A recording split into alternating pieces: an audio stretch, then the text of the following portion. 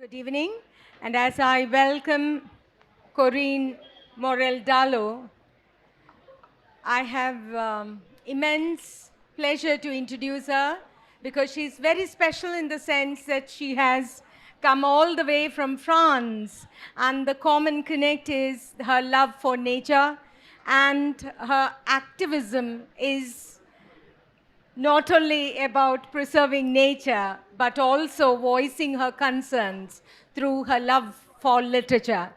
Welcome Corinne to this Thank KLF you. edition, and I know that you are working on your next novel in Vagaman as a part of Villa Swagatham residency of the French Institute. How have you been getting along with the psychic geography of Kerala? Well, first, good evening, everybody. Thanks for being there. I'm very happy to be at this KLF event. Um, I arrived in Kerala 3 weeks ago. I'm in a writer's residency with DC Books, and I've spent 3 weeks alone in the forest, or almost alone in the forest. So, of course, it's a very big change for me because I live in the mountains in France in a small village, so the ambience and the geography are quite different. But that's really what I was longing for, because my next novel takes place in the tropical forest. So, of course, it's a great opportunity to be able to work on it in this absolutely marvelous biodiversity of the Kerala jungle, because I can see beautiful birds and snakes and spiders, and all of this is, of course, a journey in itself. Just being there is already a great experience. Does the silence of the forest threaten you as a writer? Does the silence? I must say I didn't really experience the silence of the forest, because there's always something going on. I mean, there are always, like birds and insects and frogs, and so it's really vibrating with nature noise. And of course, it's not the same noise as in towns, but for me, this human silence is what allows us to hear the other living creatures. And that is not so often, because usually, at least in Occidental countries, where you have less and less forest, less and less wild spaces, we can't hear this other living creatures, songs, and noise anymore. So it's a beautiful experience. Um, in your previous novel, and I should say, we do expect a translation of a fantastic novel, A Hidden Place. The setting almost becomes the character itself, emphasizing the importance of daily subsistence activities or our daily activities, alongside mysterious occurrences. Could you elaborate on how you blend these seemingly ordinary, mundane tasks with surreal or dreamlike elements to convey deeper messages about our existence in the world? A Hidden Place is a novel. It's a story about a woman who is really sick of modern civilization and this noise of town and the crowd and, like notifications, applications, technology, and everything. And so she really wants to live everything. She doesn't have the courage to do it. But then she has a motorcycle accident. And when she wakes up, she is in a mysterious house, alone, lost in the forest, with two other mysterious women.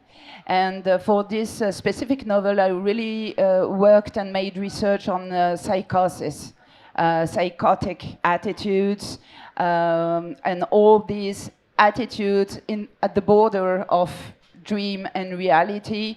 So we never know in the novel if this woman is really still living. Is she dead? Is she in a coma? Is she psychotic? And this alternance you're talking about between very prosaic day-to-day activities and suddenly supernatural actions like metamorphosis and ghosts and spirits. This alternance between the two states is really one of the characteristics of many psychotic disease. So, and it also is a very good tool for narrative because it gives you rhythm in the prose. You have these, quiet moments, very prosaic, cooking, making wood for the fire, day-to-day activities, quiet, and then you can have suddenly something very more intense in the next chapter. So this is also a very good writing tool for a novel. As I was listening, I think I sense a kind of a connection with Amitav Ghosh's Hungry Tide, in the sense it is language that rises like a tide. It's amazing that you say that because I know you didn't read because it's in French. My last essay, yes. And this was partly written in Tamil Nadu last year, and it's the Hungry Tide of Amitav Ghosh is present in all this book. So it's amazing. I promise this was not prepared, and but it's absolutely. I love this book. Yes, and, I love it. Even I'm I'm very passionate about. I admire him a lot because it is a language that rises like a tide. So I should confess that I do not know French, but the part that was translated, I could sense Corinne's language also had that. Kind of a fluctuation like the tide, language. Perhaps I thought it was like a tide when you mentioned about the sounds and the kind of, correlation between language and the environment. I thought I should definitely bring in connection between Amitav Ghosh and your work. And for those who love French language, Corinne's book will be there in the stalls for tomorrow. Those who are keen to take a look at it, you can go to the stalls tomorrow and get them. And coming back to our conversation, I think, see, there are very few writers who experiment with fiction and non-fiction. And unlike most writers, you work with fiction and non-fiction in your prose. As a writer, I know that you are an activist as well as a writer. How do you choose which one will be more impactful than the other when you are writing for a cause? Do you feel difference in your body when writing stories or essays, prose? My first book was released 4 years ago, and so I started writing to be published quite late in my life, and so now I have a real appetite for writing. So in the last 4 years, I've published 6 different books, both fiction and non-fiction, and both for children and adults, because I really want to test everything and have the whole range. But I don't really choose. It's more about my own relationship to the real world. Sometimes, since I'm an activist, especially in ecological issues, sometimes the world really seems too harsh on me, and it's too difficult to face this on a day-to-day basis. And then these times, which are really times of despair and suffering, I desperately need fiction. I need novels, I need fiction, both as a reader and as a writer. I need something to escape reality and to step out of this world and to try to imagine another one through writing and through the fiction. And so non-fiction books, it's really when I feel the most courageous and most brave. That's really the starting point is really this one. Feeling, you know, the bravery inside you to face the world and to still have the idea that you can have an impact. And something else that that struck me most was your stories have a lot of myth and metamorphosis to be frequent destinations in your literary landscape. And I'm happy that you came to India because when you think about India, we think about the myths, especially the Ramayana and Mahabharata, steeped in myths. Are there any special stories or experiences from your travels in India that found their way into the heartbeat of your stories? Well, the first time I came to India was last year in March for the New Delhi World Book Fair. I was invited there as a novelist by the French Institute. And I must say it was a shock, both cultural, aesthetic. Of course, this is not very original, what I say, because I think all French and European people have this kind of shock when they arrive in India. But it was really like a coup de foudre for India. And when I was in New Delhi, I made some lectures in schools or at the university. And in one of these institutions, the ladies professors, at the end of my presentation of this novel, A Hidden Place, they said to me, "You talk of forest like an Indian." And that was the most beautiful compliment I could receive, because I know the importance of forests in Indian myths. But this I have really discovered after having written A Hidden Place. And now that I get more into the Indian myth, I can see how crazy it is. Because in A Hidden Place, the forest is really like a living character, and it's also a place of retreat, a way to you know, take a step back from the human world. And so now that I start reading about Indian myths, I can see many concordances and many echoes of that, and so I'm really happy with that. I think your life and your writing both reflect a pervasive concern for nature. And we all know that we live in an increasingly violent and power-oriented society. How do you use your storytelling techniques to engage readers with ecological and social concepts in your books? I must say that I don't really have the illusion that a single book could change the world or the human beings.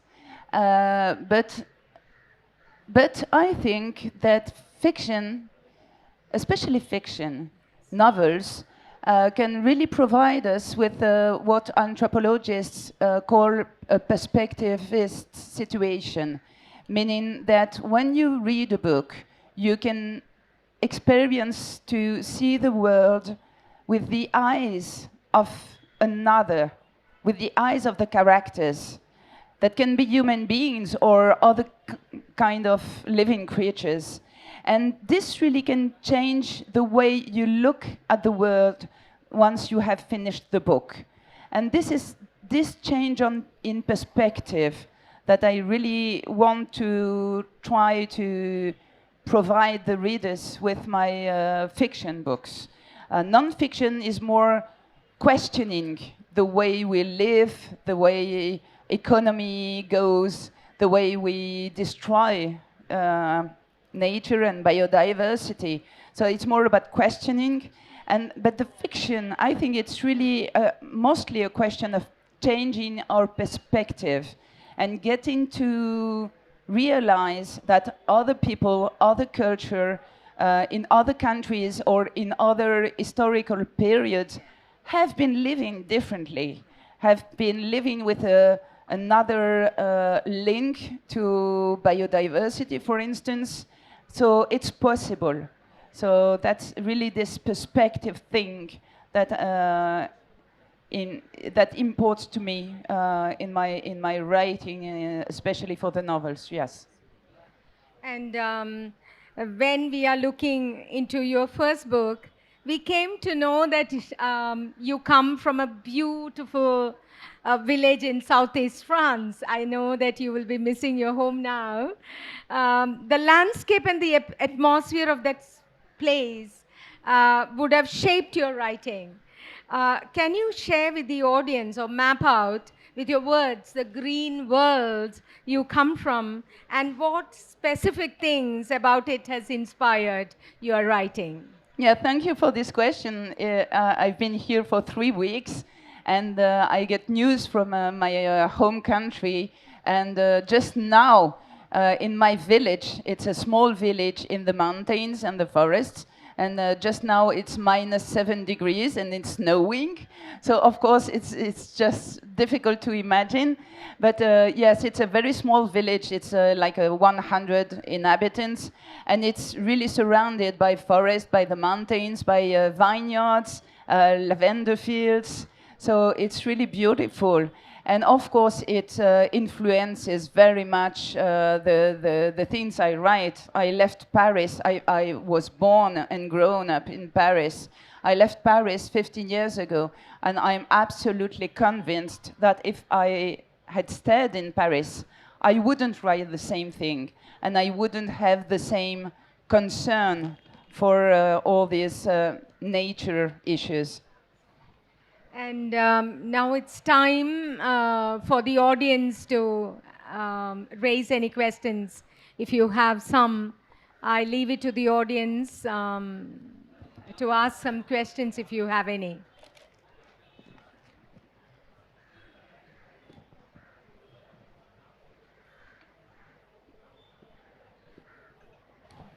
Hello, Korea. You just mentioned that you have been in Paris. You would not be the same place as now, in the same position as now, as a fiction writer, as a ecological activist.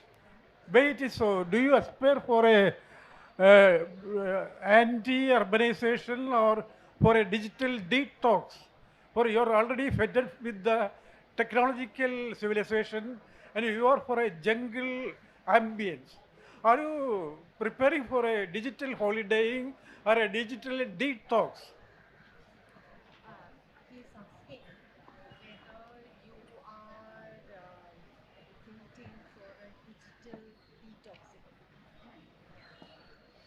Yes, thank you for this question, because I think I didn't hear it very much addressed up to now here, and I think this is a very important point. I've written some essays specific about this technology dependency, and I think it's a very big issue. For educational purpose, obviously, but also for energy consumption and material purposes. We know that technology is absolutely not dematerialized. It's very material. It needs much energy. It needs many metals also.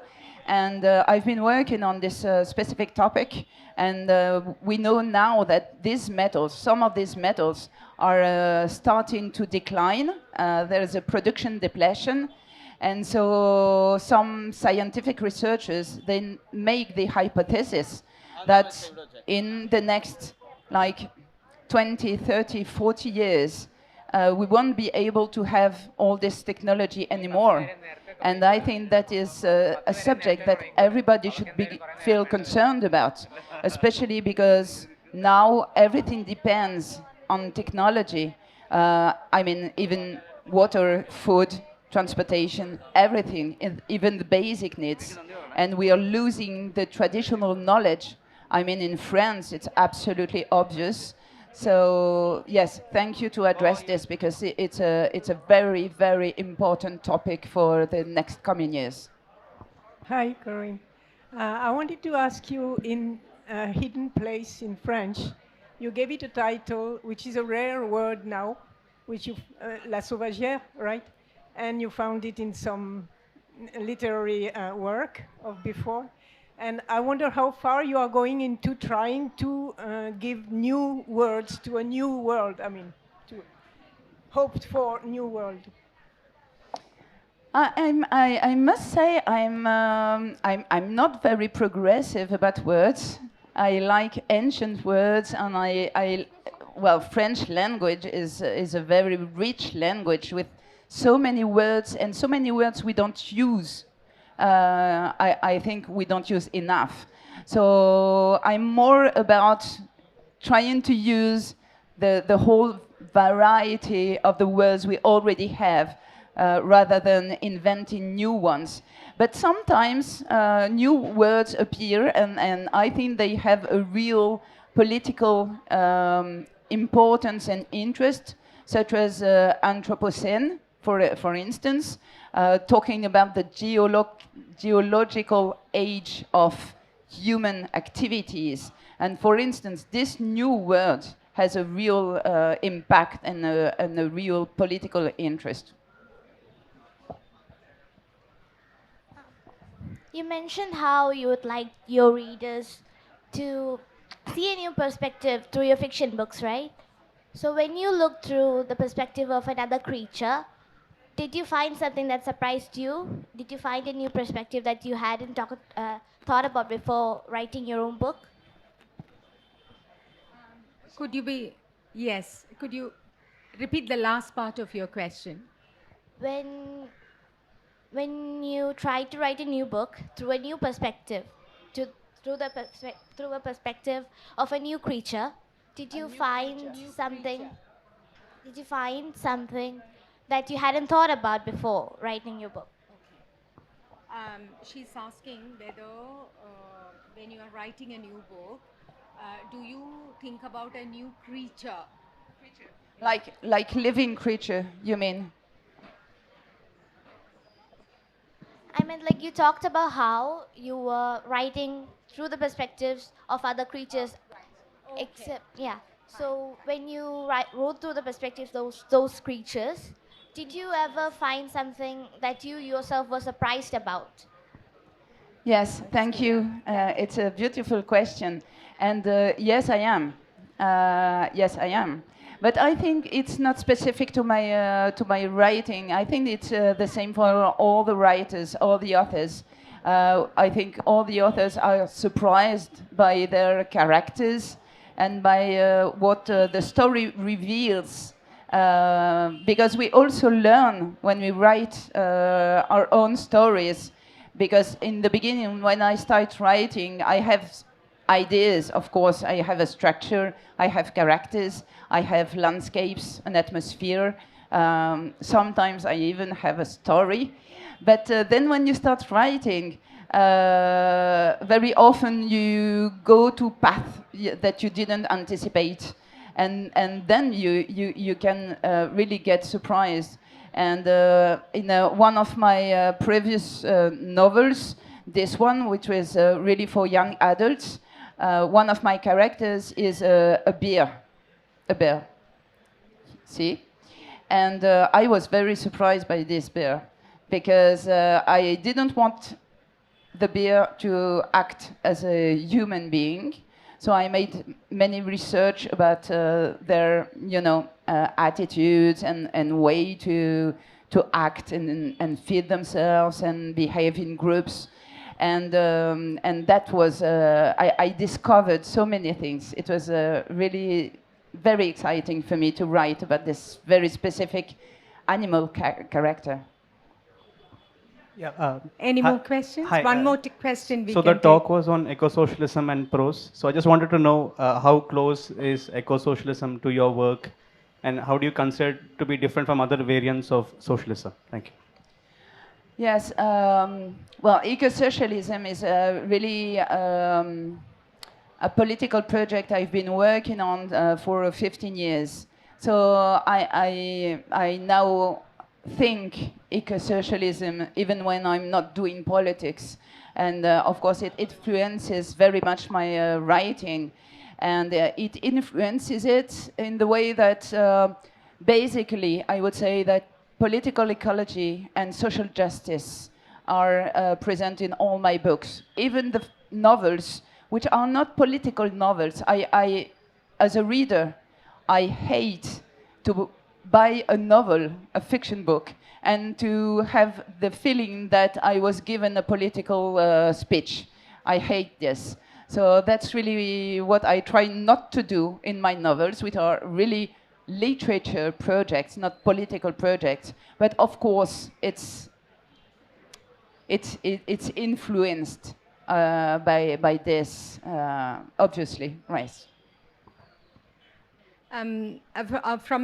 I think after listening to you, like as he pointed out, it is about eco-socialism. How do you navigate weaving these diverse themes into a cohesive narrative?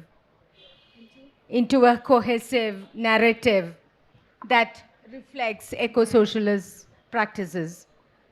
I think the way I really have different periods of time in 1 year or in the past 4 years at least.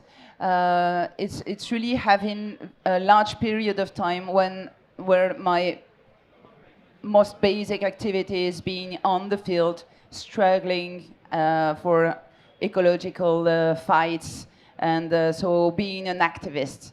And then I have other periods of time where I need to step back from this, and when I'm more like a writer. But I think it's really like a go and return between these two sides, because if you just write without having any life experience about the topics you write about, then you're like in an ivory tower, and then I think you can feel that in the books.